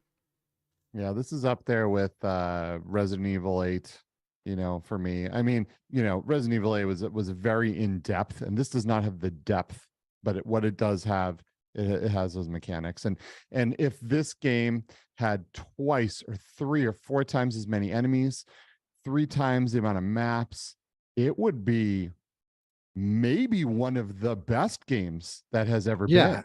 But If you're right. It doesn't. if it had listen, that. hopefully Yeah. In Dreams is listening, because this is Yeah. like the second or third game that we've said literally your game could have been like one of the best, Yeah. and it's still amazing. This is what's I mean, crazy though. It's almost like they're doing it in spite of what we say, because Phantom Covert Ops, mhm. Phantom Covert Ops came out and it was 4 hours long and people lost their shit because it was too short. Then Fract came out and it was even shorter. Yeah. And people gave them like a hard time about that. And now here they're coming out with a game that's technically longer in terms of gameplay, but in terms of scope, I mean, it's probably smaller than Fract even was. So it's just like, wow, man. Wow. What's the next one to be? Like 2 levels? Like, Yeah. Two absolutely unforgettable, life-changing levels. yeah, right. The best 2 levels of all time. But literally, Sorry. those 2 games are some of the best gaming I've ever had. Oh, yeah, Sorry, they're all Steve. great. Fract, They're all Fract great. is still probably one of my all-time favorite games, even though Right. it was only 3 hours long. This game has changed, you know, kind of like gaming for me and the way I like it. So, I mean, those are the things when I get, we don't get those experiences all the Mhm. time in VR. And that was one of my biggest points with this game is like, I want these experiences where I go, holy shit, in VR, and just don't give me, I would rather a 4-hour new mind-blowing experience than giving me 10 hours of another cookie cutter experience Oh, that I've yes. had a million times on the Quest 3 that I'm just tired of. Yeah. So Right. please give me these shorter experiences that blow my mind. And if I have to pay $30 for them, I'll work it out. You know, I and think another what- thing. Go ahead, Wes. I was just going to say, I think what it really needs is in between levels, if you could like cook, it'd be perfect. yeah. You let me Yeah. craft some things or something, you know. Yeah, well, and wash. that's I a need little to bit. spray things and power wash things for sure. It's a little bit of what I want to get at. It's like you can't like artificially inflate things. Like a piece of art is a piece of art, Right. period. Like you can't just be like, oh, this piece of art isn't big enough, so let's add more panels. You know what I mean? Like it is what it is, and I think it's important to respect that. The other thing too is that there's a lot that happens at development studios that we are not aware of. Like Right. maybe they have development cycle periods that make Oh, sense. 100%. You know, like they're like, yo, we 100%. can't be developing a game for 6 years, like because by the time we get it out, the tech will start to become outdated, you know, or other things will have happened. You know what I mean? So like they only have X amount of time to execute some of these projects for Yeah. it to like make sense financially. For them. Yeah, absolutely. And I think that's absolutely valid here in this case, because you know that Sony probably funded this game to be a launch window title for PSVR 2, and these developers haven't had dev kits forever. Like they had a Yep. limited amount of time to put a game together, and this is the best that they probably could do in the amount of time that they have. I also think maybe it's analytically driven by the amount of time they think people use VR for. Right. Like, I mean, is it a bad thing to say that a game is, I don't know, 2-3 hours long? How long does the average person, and I mean the average person, let's talk Quest 2, 20 million are out there, or 21 million headsets are out there, and there's probably actually only 1 million, 2 million people actually, or less, daily users, and then how long are they in there? Totally. I get that. Right. That I kind of think of In- that analytics, but again, I can't not be me. So Yeah, and in yeah. terms of like the how long I would like a game to be, this game actually fit right down into where I like games to fall in terms of duration. Like I like if it's a good game, I like 10 to 15 hours and then I'm on to the next one. Mm. And this was on the low end of that, but it did land in there. It was just the ending was anticlimactic. Yeah. The story, in without spoiling anything, the story in the third run, there wasn't much there. And the way the thing ends, there's an opportunity to have a little more gameplay that could have, Yeah, that could have totally. topped it off and Could've. put the cherry Mhm. on. But again, I feel like these are nitpicks. I feel Mm. like they're insignificant when Yeah. when you view the whole package. And I absolutely love the game, and I do think it's a must own. I mean, I think there's a place for both, like, Mm. like I love the movie Fight Club. I don't wish it was a 6-season series on HBO. You know what I mean? Like, it gets the job done in the amount of time that it is. It's a work of art, and don't get me wrong. I love a long, amazing series, for as long as it's good anyway. The first 4 seasons of Game of Thrones are like some of the best media I've ever consumed in my life. And then you can literally tell when it starts to drop off a cliff, but I digress. The point I'm trying to make is that length and duration and like the amount of stuff that you can do shouldn't always be a determining factor when you're deciding whether or not you want to give it a good review or you like it, So like, what you're saying is that size doesn't matter. And you know who would finally, You know who who disagrees would with that, disagree? Roots? My, Yeah, she does. She disagrees very wholeheartedly. And I would have to add that I agree with everything that you guys were saying as far as like I would rather play a 4-hour game, a 2-hour game, a 3-hour game that is amazing, that has phenomenal gameplay than a 15-hour campaign that's mediocre. And let's Yeah. be honest, at least for me, in 5 or 6 years, we have a lot of fucking mediocre bullshit in VR. Oh, We're getting to a point where we have a lot of good coming. But some of the things that we all raved about from 2 years ago, and I look back and I'm like, we played that? Like, you know what I mean? So like, I've never played a game that's this good, that's made me feel the way I felt. So much action and fast paced. And like you said, a badass, like I'm a superhero. And even if it was just 2 hours, like Frack, I would rather play that game than 90% of VR games that are out right now. And that's just the reality. Yeah, another game that's not getting much hype at the moment, which is a real shame. And I understand it as well. Some people don't want to go near it, a bit like a Pimax, I guess. Is Joyway's Dead Hook. It's good, man. Yeah, It is. It's good. such a fucking rush to play. Yeah, I don't know. Any of you guys had like a really good experience with it, kind of thing? I don't recommend dual wielding because it's a little weird for me because you've got multiple guns and you have to do different things for each one to. That's like only one if game- you choose different guns, though. Surely. Well, this is the thing, but at least in the beginning, you don't have a choice. You get what you got. And so like I got a shotgun in one hand, I got a machine gun in the other, and one's making me do this, and the other I've got to do some weird, I don't know. But after I found out from Wes that when you're doing one, every single one's like a regular reload. That's the way I want to play. Because unless I had the same guns, then it might be different. Especially the way you reload the pistols are super badass. So My only problem with Dead Hook is it doesn't even have to do with Dead Hook. Is my problem is I want Outlier for the Quest 2. Like I want the finished version of Outlier and that movement mechanic instead of the grapple hook movement mechanic. So to me, it's unfortunate that I just know that the engine that was used for Dead Hook is Outlier. Like if I didn't know that, I wouldn't hold it against it. But for me, in my head, I am still a fan of that Outlier. I mean, Outlier was this: you grab the air with your hand and you throw yourself up, and then you get a double jump, and you can do it twice. You can get even higher, and then you get a triple. Guess what, Eric? That's exactly how I play Dead Hook. That is exactly how I play it. I grapple and shoot. I grapple and I shoot with the same hand. Only thing I use my left hand for is to reload. I'm grabbing and slinging myself just like Outlier. And the cool thing about it is here, like when the enemies are on the ground and you get them injured, you can throw that hook behind your back or between your legs and just run straight through these people like mincemeat.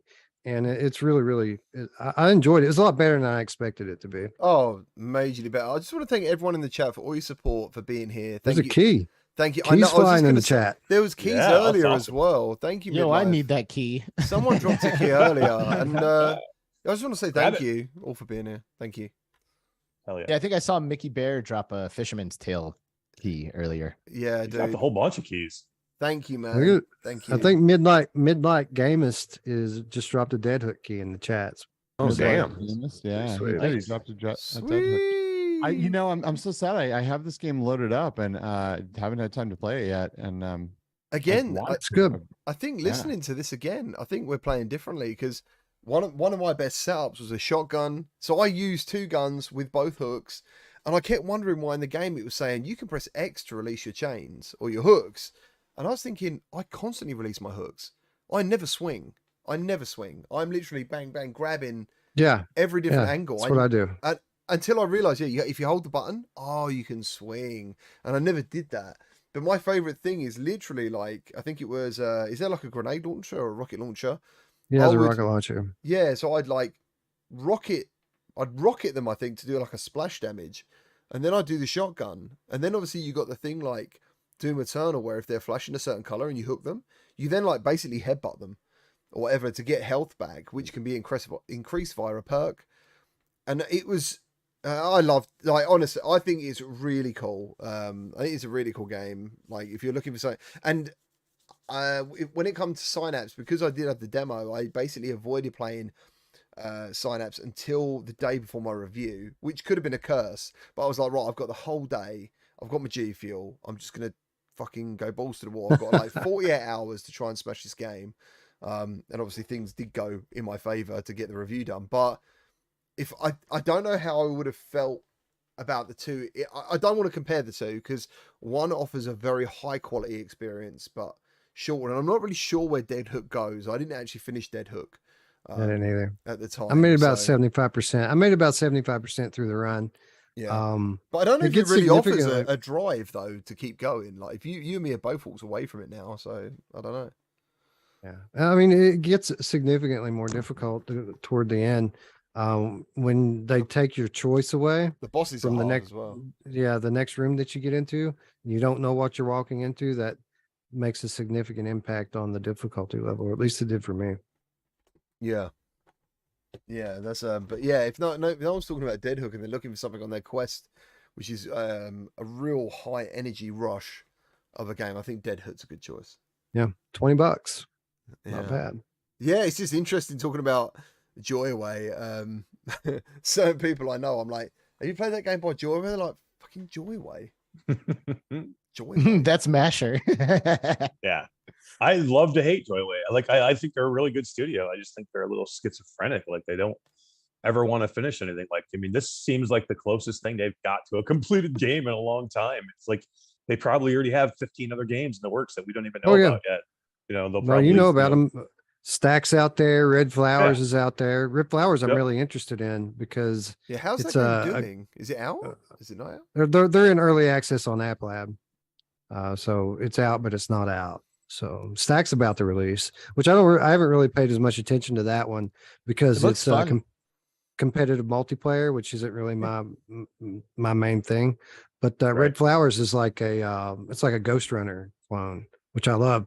Ghost Runner VR was amazing. So I imagine Red Flowers has a lot of potential as well.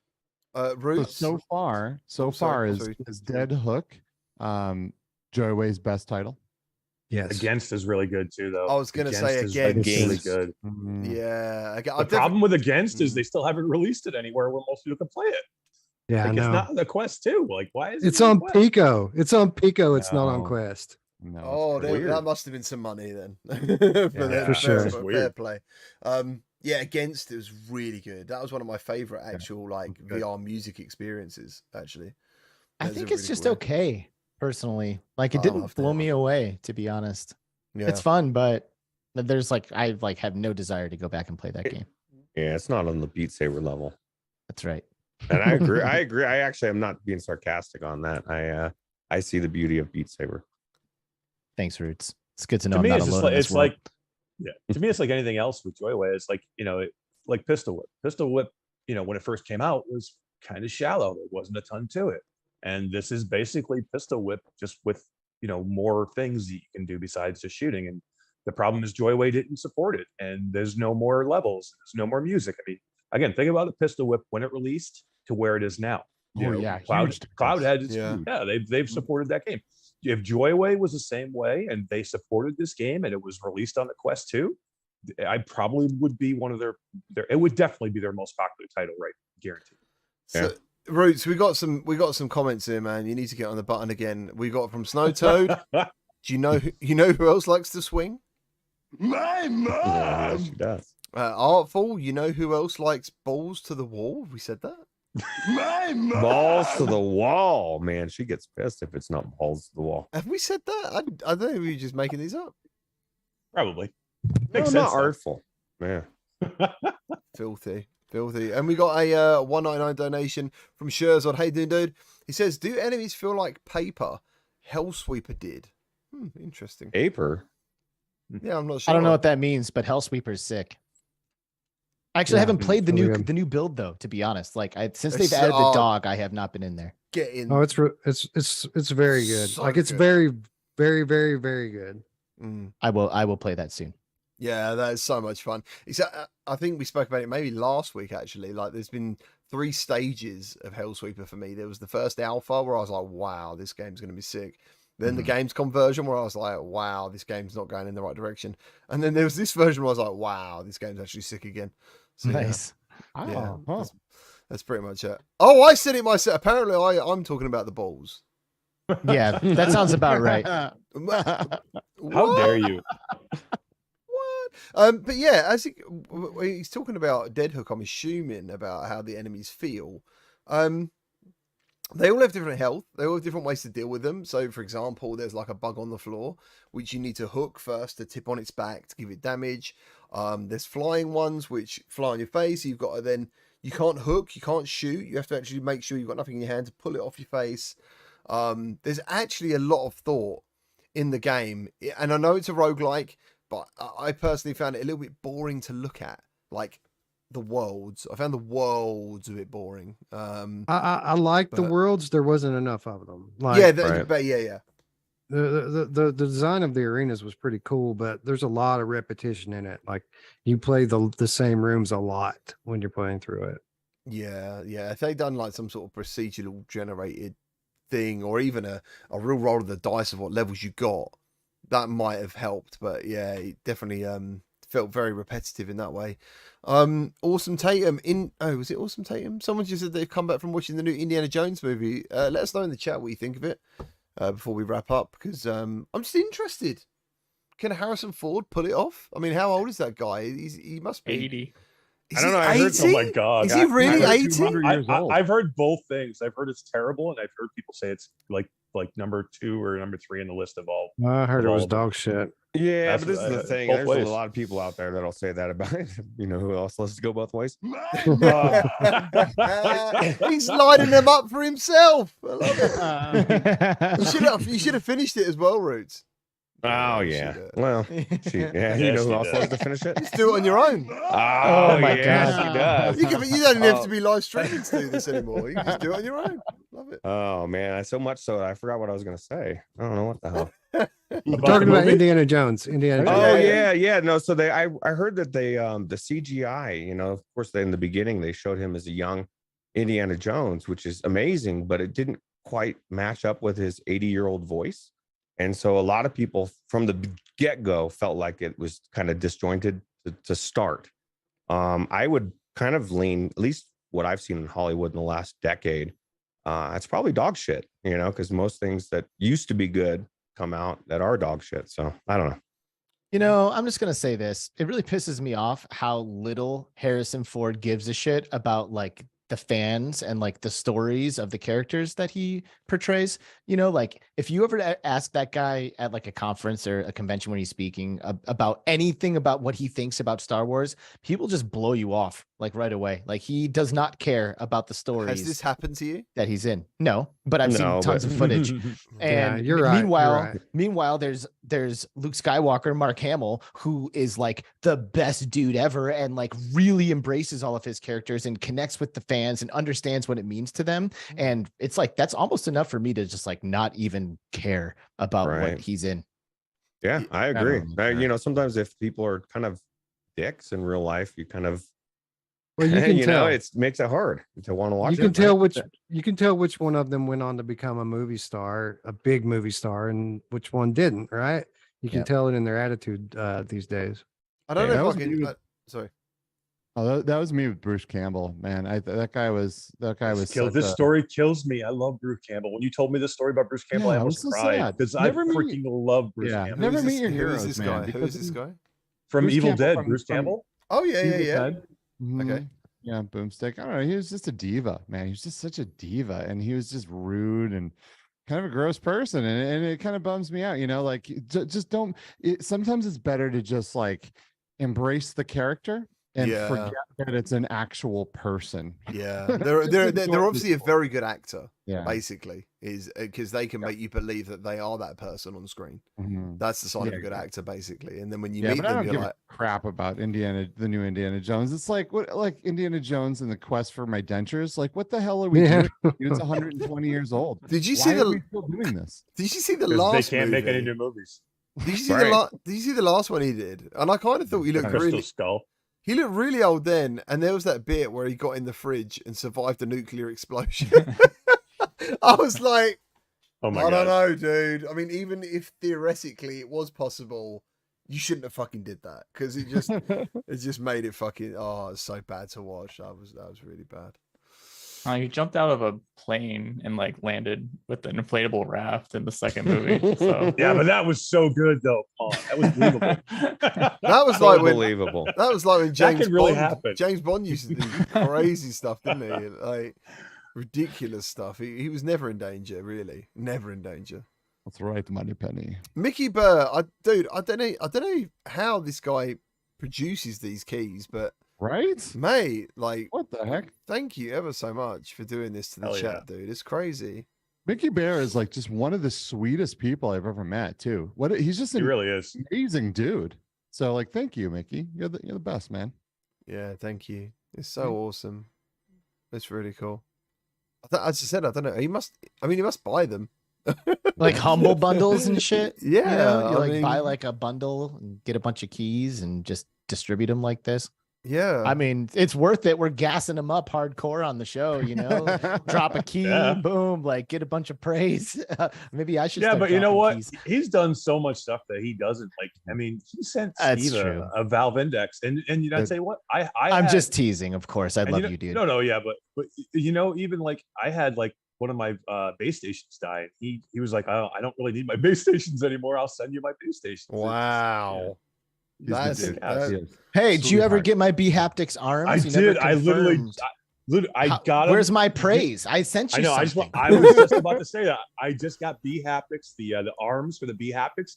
I opened them up and I had to leave for Mexico the next day. So I Oh, haven't you haven't even used them tried yet. them. Damn. No, but they look awesome. And I can't wait. You can definitely tell you take care of your shit. Are they Well, game changers? I've out? sweated into those things like 500 times. So See, you don't enjoy have Like to a that. pair tell of me those boxing things, gloves. So why do you tell me? Why do you just go, If "No, you Max, knew what I he never did with used those them." on there, Yeah, you wouldn't I put mean, them there's on. video Oh, man. evidence of it. I made like 100 B haptics videos wearing those things. I can only imagine. Like I remember when I used to go boxing training, and you wear these boxing gloves, and honestly, dude, it was like putting your hand in just like wet, filthy cloth. It was so disgusting. Well, it's not quite like that. Okay. Oh. Why are you It's gonna not- tell me these Makes things? you feel You s- just said, look, I never used them. I'd say, yeah, it's barely been used. It's so Gently bad. used. What, do you know who else likes to be? No, she doesn't. She wants it rough. She likes it any way she can get it. She doesn't want to be Oh my gently God. used. Gentle, rough. She didn't care. Oh, good, Ah. good. Tell her I'm interested. So what games are you guys looking forward to this month? Because there's quite a few. We talked about Tea for God. I was actually wondering if you guys have played VR Skate yet. Obviously, I think it's already out on PC VR. I don't think it's out on Quest. It's coming to PSVR 2. Have any of you guys played that at all? And what are your thoughts on it? Nope. No, Is it like Tony Hawk? If Tony Hawk used his hands to skateboard, yes. Yeah, I want Tony Hawk. That's my problem with any skater game. It's like I want to go down these cool things and be trying to get letters and like collect things, and like the way that those games were done it was so fun. And they were so like, good. yeah, every game that's like that is just not in VR so far. They haven't really hit the gameplay feel, and that's what I'm looking for.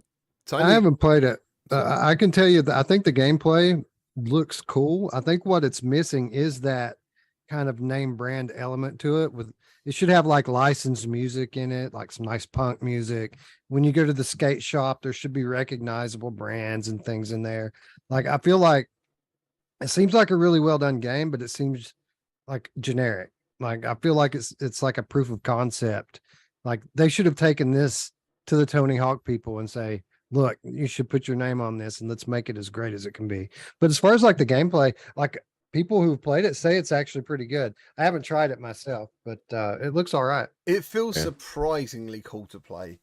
And I was very, I say lucky, I was kind of unlucky. It was a very early access build I had when I made my video. And there was just certain tricks, like in the tutorial, when it first came out, he kind of wanted you to get through certain tutorials to get to the next move. So that you do this move, then you get the next move. And if you do all these 5 moves, then you can go and skate again.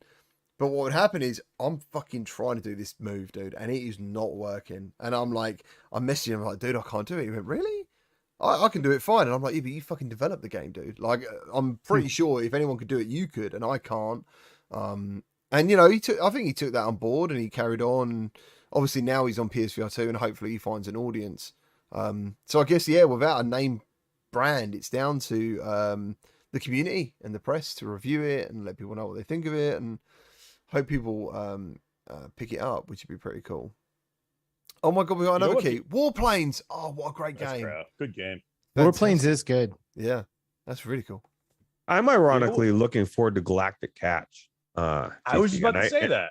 Oh, really? Because I didn't even really think about it. I know Dee got a key from MASH and she's been playing it, and I was talking to her about the mechanics, and she said it was very similar to real VR fishing, and the graphics were amazing. But I didn't know that there was like this overarching story, and that it's like an actual story campaign, and the fishing is like kind of secondary, but they've done it well. And so now I'm really intrigued, and I want to go into this because of their previous the Crow and some of the Baba Yaga and some of the other things. It just really makes me curious to how good this thing is going to be. That's pretty good. The graphics are good. The mechanics are good. It's a pretty game. It's literally like if you loaded up real VR fishing, but instead of going to the Northwest or wherever, you like literally just select another planet. Yeah, that's cool. Yeah, this is not my kind of game. To be honest, I had to go take a look at this game because the developer was, we're going to work with them a little bit. And I'm like, well, I'm going to go in and check this game out. And usually I put like 20 minutes, right? I'm like, I didn't have a lot of time. I'm like, I'm going to go in, I'm going to play it for like 15 minutes. 2.5 hours later, I was like, holy crap, where did my night go? And I was like, I cannot believe I stayed in the headset this long, because I am not a like real VR fishing person. I think it's good. It's kind of boring for me. And this I don't know, it was something about it. Like, I'm a bait fan. And to me, this has a lot of bait to the game. So I thought it was enjoyable and it was fun and it was easy to pick up, but it was like somewhat challenging to play, and it was super cool. So for an inexpensive game, I thought, wow, this is a game that people would normally go, MASH will never play this game. And I'm like, actually I liked it. So Yeah, it's not I like all bait shooters. too. I promise, it's not all shooters. I like bait too. I'm a master of it. Hey, that's right. Try to keep up, ladies and gentlemen. Try to keep up. Yeah. Do you like? I don't really like fish. I don't like fishing actually in general. There's only 2 games I've really, 3 actually. There was in Ocarina of Time, you could fish using a rumble pack that you had to buy separately. I enjoyed that. There was real VR fishing. I enjoyed that, but I think that was because it come across as more of a sim, and the backgrounds I thought was absolutely amazing. And then there was Sega Bass fishing, because you actually had a fishing rod. And that's about it, really. I could have sworn you were going to say World of Warcraft fishing, because you can actually sell the fish and stuff, but I guess you haven't gotten that. No, I'm looking for a fishing game where I can catch the fish and I can like sell it, or I can cook it, or I'm looking for like a simulator where, like, I don't know, you can camp with your friends. Like, I'd do that more likely in VR than I would in real life, because fishing is really expensive. Like, well, and it is at first. It is at first. The thing is that it has to be something that you do regularly. You're not going to get out like once every 6 weeks and fish and be any good at it or have any kind of fun. It has to be something you're going at least every other weekend to go do. You have to have a peer group that's all kind of into it. Yeah. And you're right. There's a lot of money into collecting all the lures and tackle that you need. And fish are fucking gross. They smell weird. They are slimy, and they are absolutely delicious. Well, yeah, they taste great.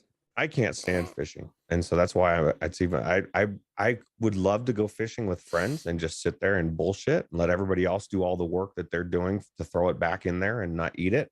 I still think that's kind of weird, but I support it, because if you're not going to eat it, why are you killing it? Well, if I'm not going to kill it and eat it, then why am I trying to catch it? And we never throw them back unless they're too small. Sport. It's sport. Well, see, No, but it's for me, sorry. my sport is just I would just enjoy hanging out with people that Yeah, really love same. fishing. Just relaxing. The whole idea for me is to relax in that environment, and everything that you're doing with the fish and the hook and all that bullshit. I just know, like, if I'm starving and I need to eat, I'll be right there with you. I'll be fishing every day. Other than that, I just don't. I'll just sit there with everybody and chill, and they can do the work. So Substatic Same- had come out with a same good point. here. He said you can fish in Survival Nation. And I believe in Hmm. an email I got recently, you can actually now cook the fish. Oh, Yeah. And I forgot about that. So you eat it? so There you go. yeah, Yeah. maybe. I don't know. Hussein says I ate fish today. So Yum. that's good. Did anyone else in the chat eat fish today? Do you want to tell us about it? You know who loves it when you eat fish? I was just about to say that, man. What the- Anybody have any Oh. bacon and eggs? Want to share some? Oh, yeah. I had waffles this morning for breakfast. So Did you take a picture and post it on Facebook? Because if you didn't, it didn't happen. 'Cause I want to see your waffles, bro. I don't That know. sounds weird. I don't know how old you think I am, but I don't post pictures of my food. So I mean, Well, it's a weird phenomenon, right? Because like at some For point, old people. my thought is like, why would you think that I give a fuck what you ate for breakfast? Why do you think I? yeah, but you got to remember, don't know. dude. It's like the conversations that older people have where they're like, "Have you seen the price of ketchup? Oh. It's gone up. What? Yeah. Have you Oh seen?" God. Oh my God. So I see that. If someone takes a photo of their food, I'm like, truth be known, I love food. Food is a massive passion of mine. I will. I eat it every day. I enjoy it. I constantly try and find nice places to eat, to tell Oh people my about God. them, and I find it a really good conversation. I think it's a great way to bring everyone together. But I always find that when someone takes a photo of food that they say is very nice, it never looks good. And they, you know what I mean? Like someone will cook something and post it on Twitter and be like, I had the best something today, and I'll look at it and I'll be like, it doesn't look very Do nice. you ever respond? It looks like shit to me. No, no, because I'm That's not probably rude. You know, because I'm not rude. Roots. Yeah. So Oh, that would be kind of rude. I'll give you a legit reason to take pictures of your food. I never post them, by the way, unless I'm doing a review. But I travel all around the country, right, and sometimes all around the world. And then I get to a state, and I'm like, oh man, where was that place I had that yummy food? And I like pull up a picture, right, and then I go to the GPS coordinates. I'm like, that's where it was. That's fucking awesome. Like, that's a great Yeah. way. Well, even just the memorializing all these different things and places you've been. I think that's a cool reason to take Yeah, I don't pictures post of it. them on Facebook or anything though. No, I mean, I think Facebook is generally uncool now. Anyway, in a way, yeah, I don't think Facebook is a For sure. cool place in general. Facebook sucks, but Meta is awesome. Yes, yes. Dude, there's Facebook, Meta, and Oculus. They're all three, dude. Like, it still cracks me up that you got the Oculus icon on the mobile phone app, or new games are weird. being released by the Oculus Studios. And so I'm just like, I'm so And confused. Instagram. If you post something on Instagram, you can have it just immediately post to Facebook too. Ale, are you stretching?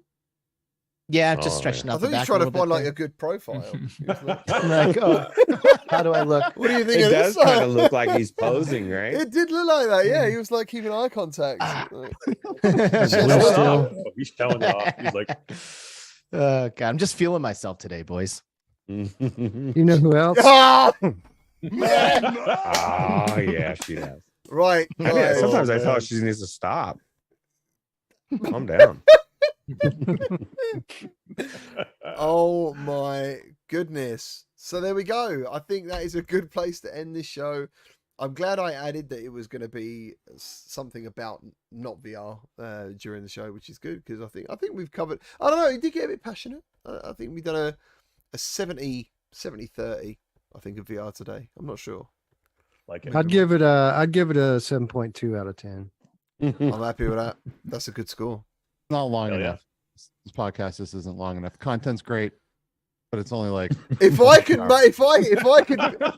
mind read, that's my synapse That's my Synapse score, isn't it, Wes? I thought the first hour was good, but the second half just not so. Fuck, you know. Oh my Hey, God. Brad, what did you think of today's show? Yeah, Brad. I like the first half. Is No, Sounds about right. Good stuff. Good stuff. Thank you ever so I much. loved all of it. Everyone All you for guys watching. are my favorite. Yeah, I know. We're very lucky, man. We're very lucky. Yeah, appreciate everyone being here as always. Thank you ever so much. Thank you to the boys for being here each and every week. It's so good, and we will see you. I think we'll be here next Monday. Is anyone away? Are we away? I think we'll be here. Oh, Be here. I think I will be away. I'll be coming back from California from Nintendo World. Oh, You're going again? Wow. Yeah, I'm bringing my Alex daughter. is pissed. He's like, "Fuck, Bring my man." daughter. Josh, Priorities.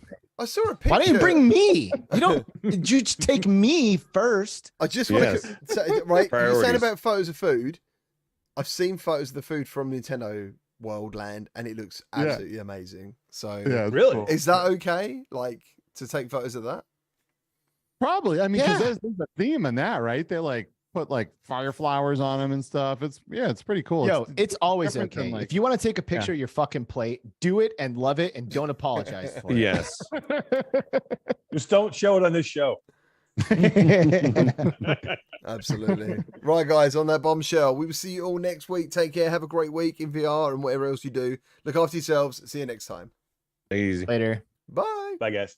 Do you know who else is easy?